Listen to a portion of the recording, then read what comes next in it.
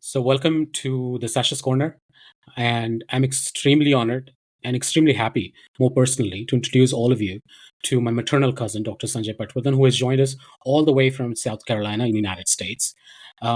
We will be listening to him from his childhood to where he is today and what does it do. Um, Obviously, as a person who has been a part of the family, I have not really interacted with him on his career path so much the other things as a family man. However, I have something, in short, in terms of introduction, that I'm going to go ahead and speak about him, and then probably we will initiate the conversation like a Q&A as we do. So, Dr. Sanjay Patwardhan is a board certified obstetrics and gynecologist physician specializing in maternal fetal medicine. He received his medical degree from Lokmanya Tilak Medical College in Mumbai.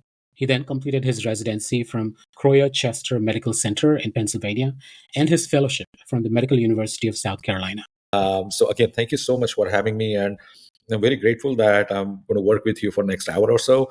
And this channel is helping a lot of people. So absolutely, thank you so much for having me. So this is going to be a first podcast with somebody who's joining us from all the way from the US. We have more lineup from US and UK as well. But I think it is not only for students from India only, but I believe people who are curious to know, they're wanting to probably define their trajectory going forward from academics to career, from India to the US or anywhere in the world. And this probably will help them to take it more seriously, to be more aware, and then take those decisions in their lives. So to begin with, I would really want to know, your a little bit about your childhood. Um, where was it in India, and how was your childhood? Because all I know is only Maushi and Dada probably, who have always pushed all three of you to pursue what they pride themselves to have their kids in, to be doctors and the best doctors. So let's begin with a little bit about your childhood and then progress to the high school. Absolutely. So thank you, Sachin. So basically, I was born in Mumbai, actually Dadar, and that's where the family was originally hailing from. And after my birth, then we were in Dombivli. And my childhood was spent in Dombivli. At that time, Dombivli was a small village, and not even a town, not like a major city like as it is now. So it's a small town, and as I was growing up, it was pretty closed community, so to speak. It's called Pune of the Mumbai, essentially. So it was fun growing up. Again, as you said, my father, who recently unfortunately passed away, but he was a physician. My mother was a homemaker, and both of them were motivated about education. So I'm glad that they did their best to inculcate that for me and my both of older sisters. But we had fun. Education, of course, was critically important, but childhood was fun in a small town then, which was Dombivli. Sure. So when did it all actually started getting a little more serious in terms of studies? And apart from studies, how did you manage your hobbies and what were your hobbies? Yeah, so I think, I mean, really, I don't remember too far before the fourth grade, to be honest with you. But by fourth grade, then I remember I was telling me about an opportunity for a fourth grade scholarship. Um, and then I studied, and then one of my friend's mom, who used to do like a homeschooling, so I did a classes with her, and I somehow managed to get that fourth grade scholarship. So from having not real interest, that was like the first experience of doing a standardized testing and passing that testing and getting that scholarship. And then you get a little bit pampered in your middle school when you have Yeah. that fourth grade whatever scholarship, and that was like a little motivation. And again, I don't think anything particularly changed. Then the next thing came was in the seventh grade. If Mhm. you would recall, Sachin, we used to have that. I don't know if it is still there or not, but it should be the seventh grade. Also, the students take scholarship, Yeah. which allows them to take care of their fees in the high school, so to speak. So I could even go through that. The same teacher, the same motivation, so it worked just fine for me. And after that, again, the same thing. But then I started realizing a little bit more the importance of doing well in academics actually yields you confidence. It yields you sort of, I don't want to use the word like a self-confidence power or something, but it Mhm. certainly helps you. And then your peers for the right or wrong reason, thinks that you're a little bit studious guy. And in India, at least at that time, it was a big deal. So I kind of enjoyed that short limelight. So that was a motivation. But then came the 10th grade. And again, unlike right now, the 10th grade at that time was determinant as to which college you are going to get into. And when you reside in a small town, then again, I want to emphasize, which is Dombivli, then the colleges like in Mulund or in Dadar, Ruparel, Ruia, Kelkar College in Mulund, they were like the prime colleges then, and they're still now. But you know, for us, it was a big deal. Yeah. And then my oldest sister, she was in that SSC board, which again was a big deal. It is still a big deal, but it was a big deal. So there was a motivation or sort of a healthy sibling competition, so to speak, to try to get into that. So I studied fairly reasonably well. And unfortunately, I didn't get into boards, but I stood first in our school, which was one of the largest school in Dombivli. So that was fun. And then I could have gotten admission to Ruparel or Ruya or Kelkar, but our closest friend and a very well-known figure, which is Pendarkars from Vico Vajradanti, Yeah. they had started a college which was shaping up, and it was a local college. And the principal happened to be our very good acquaintance. So he convinced my dad that how important it is for a local boy to go to the local college. So thankfully, I went into Pendarkar College. It was honestly a fun experience, and I gathered so many friends. I mean, I still have amazing school friends, but those short 2 years, believe it or not, I accumulated such friendship. It's actually, I'm wealthy in that aspect, that about those friends in my college, and we are still in touch. And those 2 years were magical. And after the high school, then of course, at that time, when you go to a graduate school, like for example, I was super interested in medicine. So Mhm. the PCB, if you remember those, PCB and PCM and so on and so forth, there was no competitive exam like NEET at that time. It used to be purely on your percentages and marks and so on. And then I managed to get into medical school because I was interested in that. But that was sort of the journey till graduation, and that journey was like fun. After graduation, it becomes your career, so that becomes the serious part there. Yeah. So going to medicine, was that your decision that got influenced due to your father being a doctor as well? Anjutai being a doctor in the family, the first doctor probably. Was that the route that you took because there was already a kind of an environment that kind of shaping up your decision making activity? Or was it because, I don't know, you already had that interest during your school days as well? Yeah, no, I mean, fair, absolutely fair question. So here's the thing. Interestingly, when I was in middle school and all, I used to have, at that time, weren't like a patient booklets or anything. But when my dad being a doctor, and he was a family doctor, but then evolved himself into an OBGYN as well. But he used to have tiny booklets about variety of conditions, and then there used to be the diagrams of the human body and so on. Wow. And apparently, I was always fond of, drawing those pictures, sort of understanding them, reading them, and so on. So there was an interest. I mean, that's Mhm. true, a very true statement. Seeing father as a doctor and pretty, like the old timer, because in those days in Dombivli, there were not many doctors. So we had a lot of like close networking of the physician and then his patients, which were like generation of patients, like the grandmom giving birth, then mom giving birth, and the Yeah. daughter who's caring, then she became his patient as well. So I saw that and I was like very impressed with, I mean, A, with his skills, and B, there with that difference he made. Actually, he did. So that was an inspiration. Of course, my sister wanted to be a doctor for her own interest in medicine. And because now my sister is doctor, my middle sister, she is homeopathic doctor. So seeing them and I being 10 years younger than them, naturally it's sort of, expected that I probably will follow the suit. And with my interest and honest interest, it really, I mean, I was geared towards Yeah. medicine. In fact, fun fact, but by the time I was in high school, not even in medical school, I wanted to be OBGYN because for some reason, that pregnancy care, that continuity of care, making difference to really lives of women. It was, don't know, but I was like totally focused right from the get go. And my second was I always wanted to be a surgeon.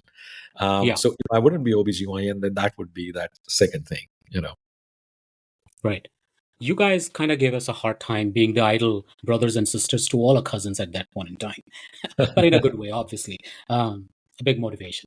Um, so 11 and 12 PCB, and then probably going into medicine, your first year and second year, which is the first year could be your standard one for everyone that goes through. When did you start? You chose OBG and Gynec probably in second year or third year. I'm not too sure of how does it work out in the medicine part of the world. Um, a lot of people say that they have a lot of options. So, how tough was it to actually get into the stream that you always desired to be in? How was the competition? How was the cutoff? And what extra efforts did you put in um, to gain that admission?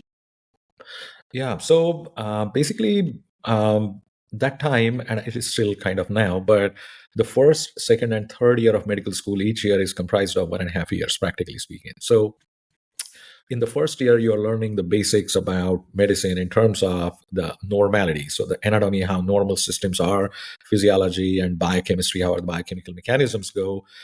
The second year, you start tasting the waters as Hmm. to, because you get exposed to clinical medicine. You're actually seeing the patients, of course, with as a medical student.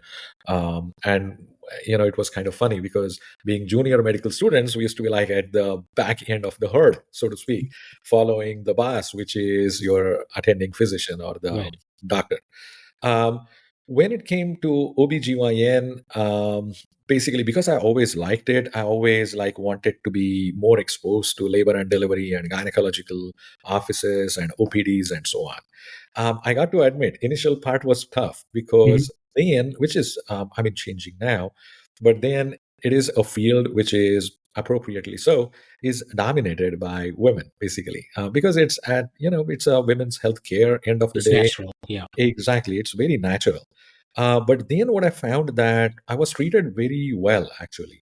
I was treated kindly by the patients because I can only imagine that Innova is trying to learn, enters your clinical domain, then I'm sure even the patients are apprehensive. They're like, oh my Yeah. God, what is going on? So, but that experience consolidated what I wanted to be.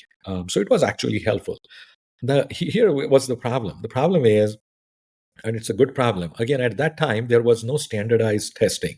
So in other Hmm. words, that it wasn't like you give that whatever entrance exam, and then depending on your scores or percentiles, then you will be matched in whatever. If you are in a top grade, then close to where you live, and if you don't have that good percentile, then maybe you would get matched far away somewhere. Oh, So okay. it wasn't really that, which is good and bad, because the good thing is you don't have to look outside your sphere, which is essentially Mumbai, Thane, and Raigad, basically. So that was our sort of catchment area we were looking at, being living in Dombivli from travel and proximity to the house. The bad part was your options were sort of geographically limited, because Yeah. if you don't get into that, then you are kind of stuck. And waiting or giving 6 months or a year to start that process again was not an option, because either you get it or you don't. Period. So I had option about so I ranked the medical schools. So of course, I put say GS Medical College, Wadia Hospital as my first choice for OBGYN, because everybody in Mumbai does that, because Wadia is the top women's teaching hospital. Then the second option was Sion Hospital. The third option was Nair Hospital. And fourth option was JJ Hospital. Hmm. And I got into Sion, my second choice, basically. And it was tough, but then interestingly enough, there was a new rule which came and which kind of helped me and so many other students as well at that time, that if you had secured really good marks in your first MBBS or second MBBS, then for each subject you receive a distinction level marks, then you get some few points. Now, unfortunately, it was a while ago, so I don't remember exactly how many, but I had distinction in four topics, which was really helped me to sort of elevate my case to secure that postgraduate admission in Sion Hospital in OBGYN. And Sion is a busy place. And I was glad that I could get into that. At Sion at that time, and again, we are not talking about modern flyovers here and quick access, bypassing Sion Hospital if you are going to central Mumbai and so on. At that time, it used to be that, Eastern Express Highway, if you remember, Sachin, it was like completely bottlenecking, traffic jam. And Sion used to be the first access point to the big medical schools and the hospitals in Mumbai at that time. So Sion was the entry point, basically. So we used to get a lot of patients. And that helped me to develop as a doctor, to see more cases, more experience. It was tremendous hard work. Then there was Dharavi, and Dharavi patients used to come to Sion as well. Difficult private cases from all over suburbs, the eastern suburbs of Mumbai, used to come to Sion. In fact, we used to get a lot of patients from Konkan, from Pune, and so on. Again, Sion Hospital being the first point of contact to get a quality care, again, at that time. So Sion was amazing, and I'm glad and grateful that I got into that. So, having completed your medicine from Sine Hospital, when was the switch, in terms of you moving to the UK and then the US? And how was your journey and what kind of challenges you went through? Did you go Yeah, through UPH? What is it called? Sorry, USMLE and stuff like that? Or yeah. what could you, yeah. Yeah, no, absolutely, Sachin. So here's the thing. So after doing my graduation, and actually that was a different motivation to go to United Kingdom. So historical fact is, my grandfather was a sorting clerk in the GPO, General Post Office, in at that time in Bombay province in British Raj. Oh, wow. Um, and he could see their way of functioning, their discipline. And strangely enough, or whatever, or my grandfather deserved so, his boss, which was a British guy, he treated him not only well as he should, but more importantly, he was like, I want you to come to England. You're a very intelligent man. You should pursue education in England. Again, my grandfather came from a very, very humble background. So Mhm. it wasn't an option for him. And my father establishing himself was an option for him. But I was in that state where my father was a practicing physician. There was no acute financial pressure at that time to start earning.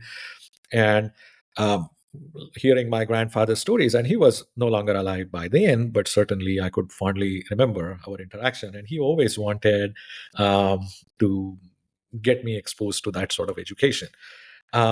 And I firmly believe in something which is a scriptural obligation, which is called Pitruruna, basically. So, Mhm. which is your, I don't want to use the word obligation per se, but it's your gratitude which you got to fulfill to your Yep. ancestors. So, either ways I look at it is that it was a fantastical opportunity.